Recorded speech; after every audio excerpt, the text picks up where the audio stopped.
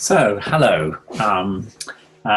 It's a great pleasure to talk to you all at the invitation of Alex, TLC, and my great friends who are working there. My name's Alasdair Parker. Many of you may know me already, and I'm a children's neurologist. And I'll come back to a little bit later on to what a neurologist is compared to the many other specialists who help care for children with leukodystrophies. I'm going to talk a little bit about the management of symptoms in children with leukodystrophies, and that's something I've gained quite a lot of expertise over the years, and I hope I've learnt some simple solutions to problems families may meet in their journeys, and I can share these with you. So a couple of terms we're using. Symptoms are the problems the child is having rather than the underlying diagnosis. So a symptom is something like not sleeping or the fact that your child is vomiting, whereas an MRI scan or a genetic result is not a symptom. And we're talking about leukodystrophies. And these are a large group of disorders where the main parts of the brain affected are what is called the white matter. In simple terms, that's the deeper part in the brain. And the reason it's called a leukodystrophy is that white is actually leuk in Greek. So it's kind of means a white disease. And we can see the white matter, how it becomes whiter on an MRI scan later on in this presentation. So I'm talking about leukodystrophies, but I want to push away a little bit from that terminology right now to say that I'm actually going to be talking about children and families rather than complicated terminology. And in particular, although this group of disorders affects the white matter in the brain, it affects other parts of the brain that can give you symptoms and problems. And therefore, we need to look more broadly to improve the child and family's quality of life. So I'm going to kick off with the journey that many families will have, which is an initial presentation with a concern to a general practitioner. And then after that, referral through to a secondary level paediatrician, and I'm based in East Anglia, so that might be in somewhere like Harlow or Luton or Stevenage. And that paediatrician will do an assessment, and maybe they're a little bit worried, and very often with leukodystrophies, rather than the tests being done at secondary level, they might refer onwards for assessment in a third level or tertiary centre. Hopefully this is very prompt, but we do know that referral and assessment and diagnosis can be very delayed for these disorders, full stop. I'm really sorry to hear that, but it is something that's quite common, and obviously people are trying to deal with it, but it's slightly outside the scope of my talk. So we start off with, in the picture there, a normal family at Euro Disney, and these are two delightful boys who were both affected by leukodystrophy, and thank you to their mum who's kindly consented for this lovely photograph, and also allowed me to use their journey a little bit in this talk. But we start off with two very normal boys, and unfortunately, they have developed a leukodystrophy. And I think when you look at the MRI scan on the right side of the screen, you'll see those bright white areas at the bottom. And I'm hoping my mouse will move here. Yes, you should see the arrow. And you can see how this very abnormal area shows that something's going wrong in this part of the brain. And the white, it's too white. And actually the white implies for this disorder inflammation and swelling. But we can see it's very near other parts of the brain. And as I mentioned to you earlier, although it's meant to be leukodystrophy, it's common for these to affect nearby parts of the brain, such as the surface or grey matter of the brain, which can give you epileptic seizures. And then the control of movement parts of the brain in the middle. We have a medical terminology for that, which is basal ganglia, and they can give you stiff, writhing movements, difficulty swallowing. And of course, as leukodystrophies continue, they can go on to affect the thinking parts of the brain, which tend to be more personality and emotion at the frontal part of our brain. You've probably heard the terminology, he's a bit frontal. People often say that about me, actually. I need to be a bit more inhibited. But also to the memory parts of the brain here, which is on the sides above the ear, the temporal lobes. So these are all areas where you can run into difficulties. I mentioned that the diagnostic process is going to include blood tests, MRI scans, and specialist assessments, and then a diagnosis which is likely to be very rare. It's very unlikely you will have heard about it or your relatives. And in addition to that, it's likely to be quite frightening for you and possibly for others around you. And I'll come back to a little bit later onto who the others around you might be that could find this challenging, because certainly for most leukodystrophies, the first level doctors and nurses, such as your GP, will not have heard of that condition. And even the second level doctors may have dimly heard about it, but may not know exactly the problems it can cause. I'm going to put a spoiler alert into this talk now to say, but that doesn't mean they can't help you. And I'll explain a little bit more how much help people at first and second level can and must be with the management of children with leukodystrophy. So in essence, lots of people arrive. The GP has already been in the frame, and he or she can get lost in this journey. But a lot of parents who've been involved with leukodystrophies in the longer term will tell you that the GP has a very important role, but not a predominant role. And in fact, no one person of this team will have a dominant role, except for the child, mum and dad, and their family. The secondary level paediatrician, and just to clarify that, so I'm a specialist working in Cambridge. I have a lot of knowledge about some areas, but much less knowledge about other areas. I'm not better or worse than the GP or paediatrician, but I have a different skill set. Whereas the secondary paediatrician is on site, dealing with a lot of routine things in the winter, such as tummy bugs and chest infections. All of these a young child or an older child with leukodystrophy may get. So they're very important in this dynamic. There may have been more specialists. I put a radiologist, but a geneticist. And then comes in the third level specialists of a neurologist, such as myself, with some skills, but not able to do everything. And then sometimes these processes can affect other body systems. So that, for example, the adrenoleukodystrophy, you need the input of an endocrinologist. And for leukodystrophies that also affect your eyesight, we may be thinking about an ophthalmologist. And later on in the talk, I'll go on to some of the other specialists that can get involved with symptom control, and that might include orthopedic specialists or gastroenterologists. And wow, that's a lot of people, isn't it? And it's perfectly reasonable to say there's just too many people to get your head round here. So how do we get our head around it? So I think the building blocks here and the critical people will be the parents and the main carers around the child. And by main carers, 9 to 4 weekdays in term time, I would include education, so school and maybe a support assistance, but also if the grandparents are closely involved, or babysitters, siblings can be fantastic, and of course best friends and other people who join in this dynamic.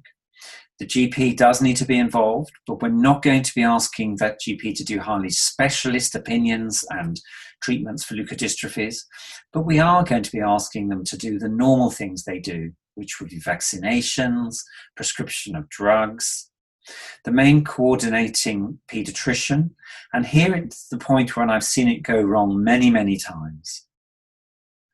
Because often people feel it has to be a metabolic specialist or a third level neurologist who's the main coordinating paediatrician. But I would strongly disagree with that. For example, myself, I'm based in Cambridge.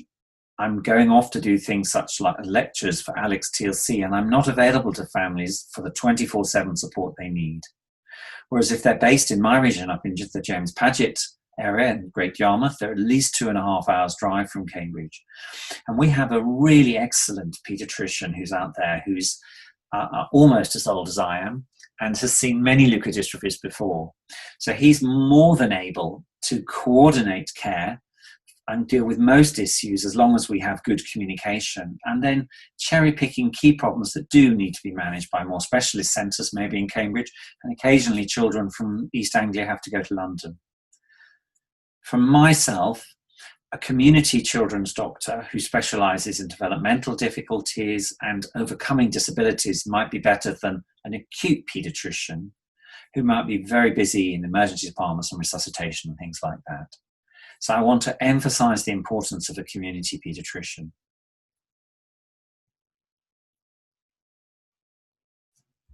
So as I said earlier, symptoms are just problems, really. We doctors like to use phrases that makes us sound fantastic, so let's demedicalise it. And as I mentioned earlier, the leukodystrophy extends broader than just the white matter. And my honest opinion is no problem is specific to a leukodystrophy.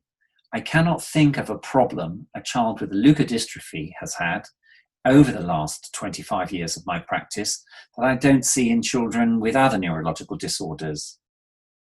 And the reason I want to come back to that is that we have to be a little bit careful not to blind our local support structure. So, for example, if we were to talk about the gastroesophageal dysfunction seen within the very long-chain fatty acid disorder of adrenoleukodystrophy, I think we'd all agree that most families, carers, GPs and local and community nurses might not quite understand what that means. But if I told you this child's vomiting, I think we would understand what we mean. So from that point of view, these problems will be seen routinely by the local multidisciplinary service. So multidisciplinary means different jobs. So one discipline might be speech therapist, another discipline will be physiotherapist. So multidisciplinary teams have a large number of different specialists and therapists who can join in. The ones I tend to think about most would be a community paediatrician sharing and coordinating the team, but not telling people what to do, but just arranging things such as meetings and empowering people to act in the best for the child. Some key therapists include physio, occupational and speech therapy. And then I mentioned the GP, community nurses. The social care and social work departments are very important. I'm not thinking about child protection here.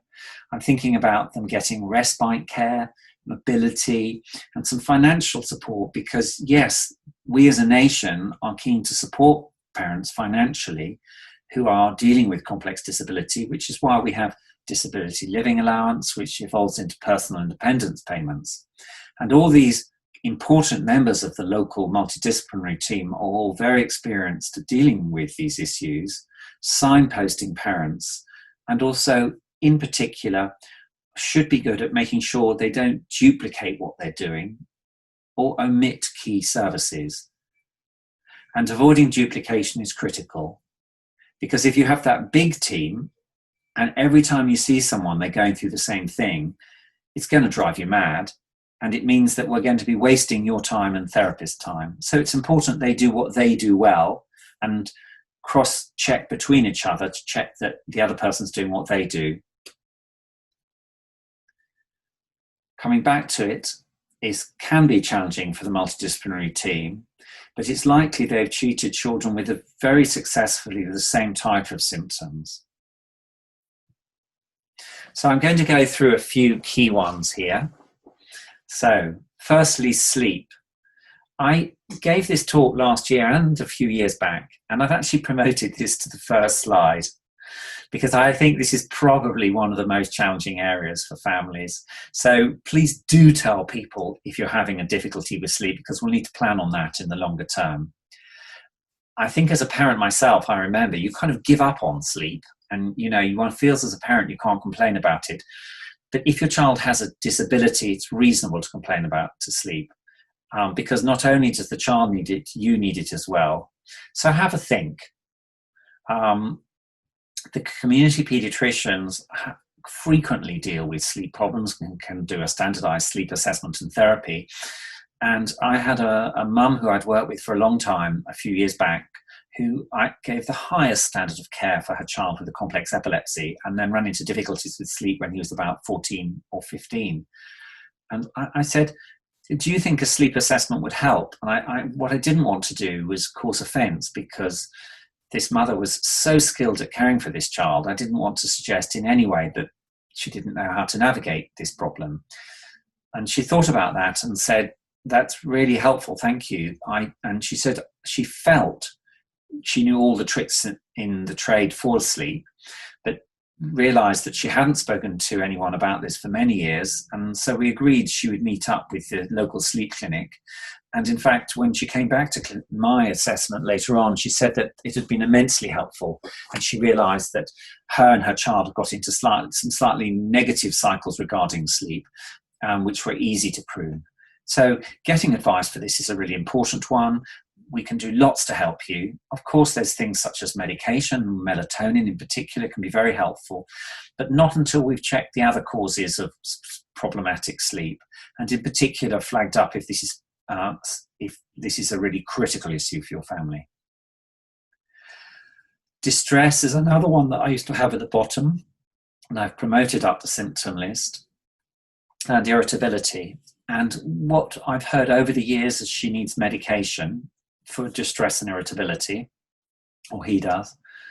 And I'm going to say this clearly, medication is a very poor treatment for a lot of symptoms with complicated neurodisability, particularly distress, dystonia, and sleep.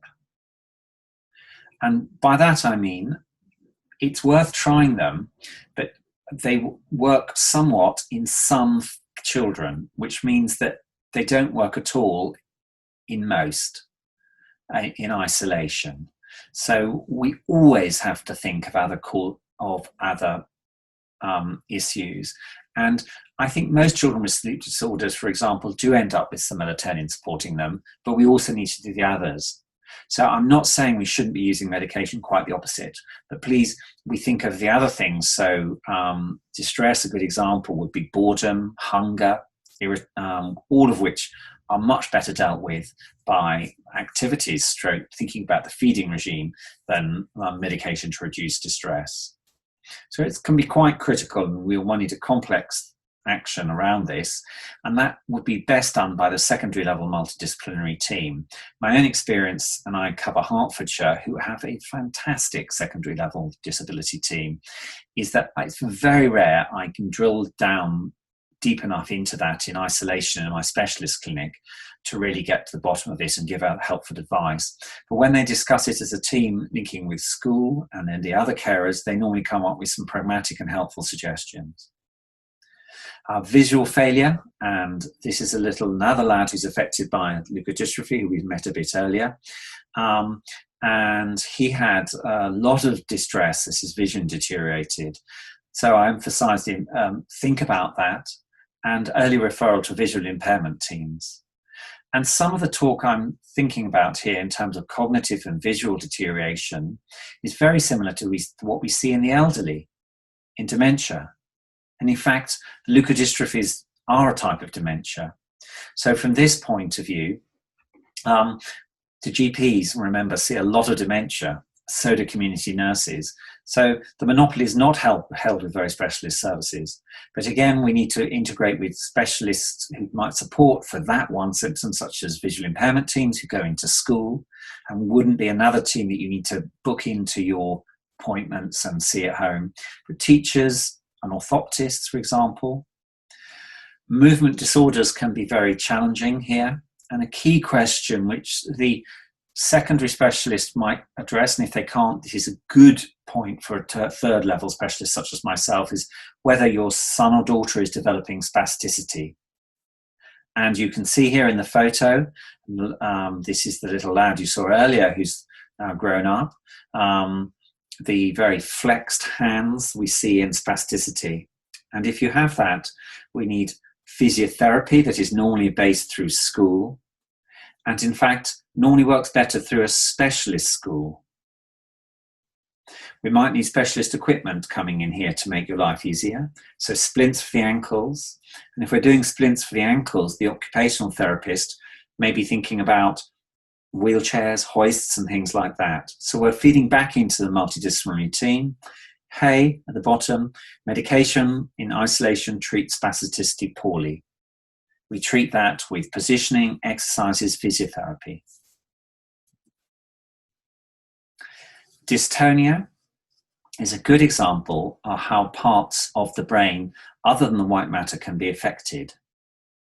And dystonia is very similar to spasticity, so this means stiff limbs. And if you need that, it will be the same team who treats spasticity. And in fact, it's rare for one to occur without the other. So it's physiotherapy, stretches, splints, and specialist equipment, as you can see here, and integrating into the multidisciplinary team. And once more, remembering that medication isolation treats dystonia poorly, but it's certainly something we consider. And again, the secondary level team can have a think about that. And occasionally we use very specialist third level movement disorder clinics when we're in trouble with stiffness. I mentioned confusion a bit earlier. Identify it, treat it as you would for anyone. So that's making information slow and clear. And if you as a parent or carer are not quite sure how to deal with that, school can be very useful, and a specialist opinion from a psychologist. Not to see the child every week, if you understand, but maybe some advice on what they're understanding or not understanding can be really useful. Making sure the world is easy to understand and navigate. And sometimes it's useful to think how you would approach a child who's had a traumatic brain injury, or how the visual impairment team and teachers in school approach children.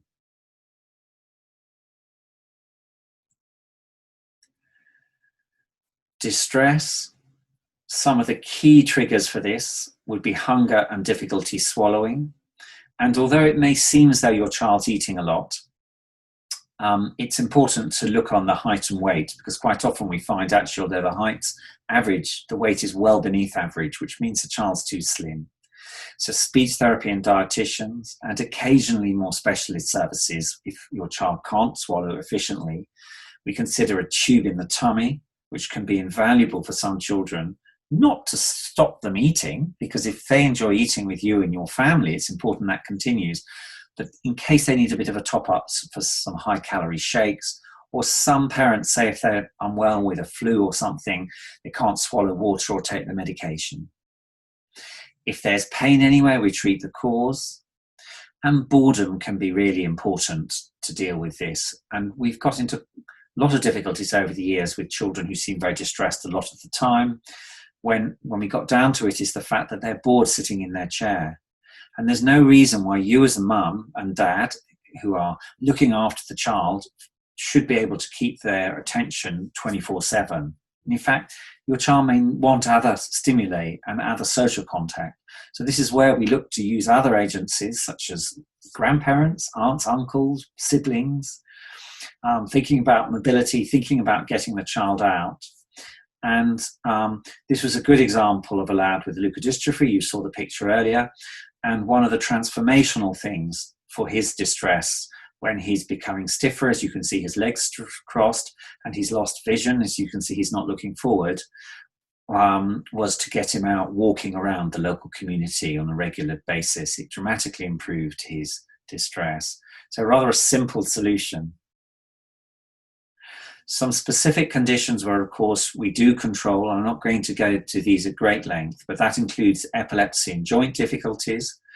Epilepsies traditionally might be treated. Drugs would be prescribed by a GP and treatment from a community paediatrician.